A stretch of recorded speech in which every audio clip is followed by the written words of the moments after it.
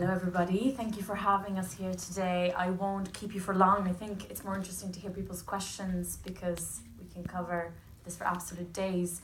I think what I'd like to maybe concentrate on is maybe to link to Andrea's presentation, and that is, the conduct of hostilities and how that has affected humanitarian access. Maybe that's the most interesting given the topic on hand tonight. For us at as a human rights organization, we're not humanitarian. So when we go to the ground, we're looking at how the conduct of hostility has affected and impacted civilians and how they're caught in the middle. When we went, we visited Saada, Amran, Sana'a, Taiz, Aden, Dala, Ib. Extensive visits to every city and region. And we found that all parties to the conflict thus far have committed war crimes. We're not just talking the Saudi-led coalition, we're talking Houthi fighters on the ground, we're talking about their allies that are maybe Saleh aligned, we're talking about anti-Houthi fighters, and all their varieties and spectrums have also committed war crimes. From the perspective of fighters, maybe because they are the least talked about in our experience, everybody knows of the Saudi-led coalition's campaign.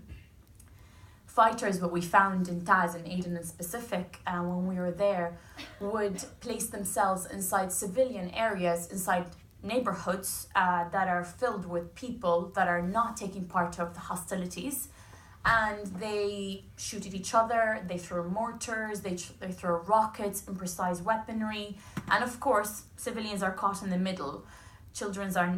We met dozens of children that have been maimed, that will never walk, that can't see, that won't ever go to school. It's really devastating to see how fighters on the ground who are Yemeni are not taking the precautions when they're fighting. They can remove themselves from outside cities, but it's more convenient for them to fight.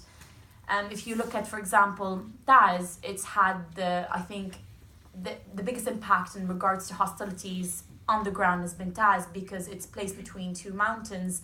Therefore, with one group controlling either side, with the Houthis controlling the mountains for a very long period of time, they've been shooting into the city. However, the anti-Houthi fighters are also replying to these exchanges. So both sides are at fault, and they're at fault because they're also conducting these operations from within civilian areas. From the side of the Saudi-led coalition, of course, we're all very aware of what they've done. Up to this point, Amnesty International has looked at dozens of airstrikes across the country.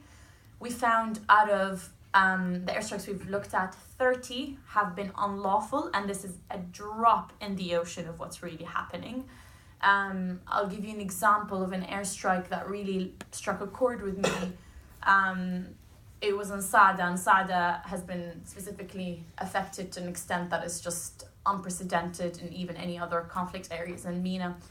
I walked into the site. It was a village of 9 houses, and the houses in Yemen are made of muddy structures. They're very crumbly, and the whole village had been evened with the ground.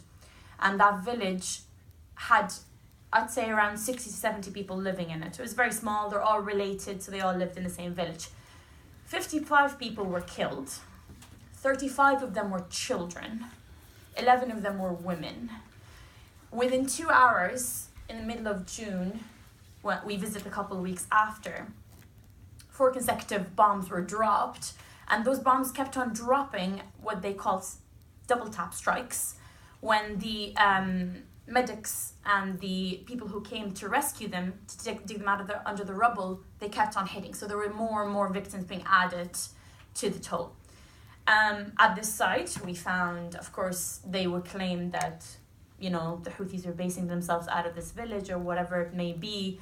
At this site, we found a remnants of a US-made bomb of a certain type, and it's very clear who possesses bombs in this conflict. Capabilities are clear when it comes to aerial capabilities. And that's just one of many, many, many airstrikes. I can't really explain to you what it feels like to walk into something like that. You don't even know where to start when you look at what you look at.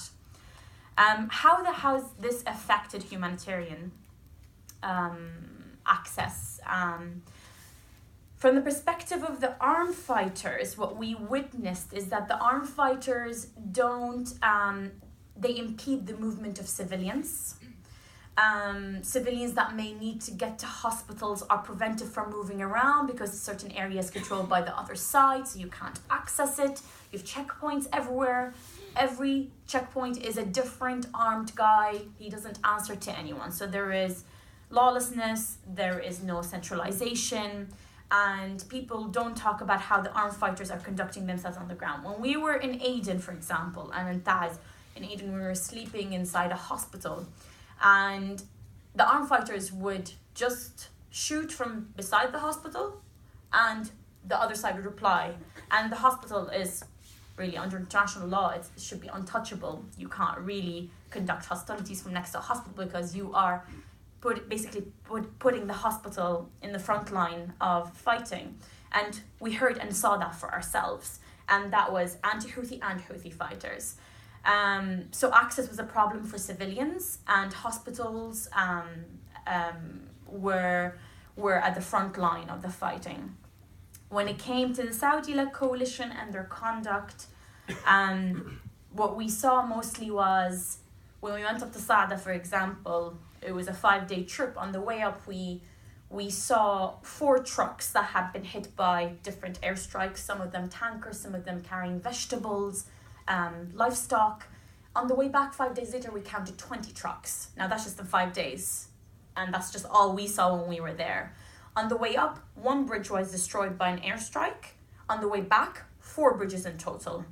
What would happen? What is the impact? On the way back, we saw trucks carrying flour, aid, parked on the side of the road, not able to go underneath the bridge because they have tons and tons of flour, so they can't really go underneath the bridge and keep going, so they had to park and just halt their operations. The logic behind the Saudi-led coalition is that they stop fighters from moving around the country and transferring weapons. However, in reality, you have to look at the damage you are doing to the infrastructure of the country versus the military gains. And fighters can easily go underneath a bridge and continue on with their hostilities, while an aid truck wouldn't be able to. I think, at this stage, the conflict is 1 year on. We're not seeing any end to it. There doesn't seem to be strategy. The humanitarian situation is just getting worse and worse. I don't want to keep going because I could keep going, but I'd be happy to answer questions at the end. But thank you.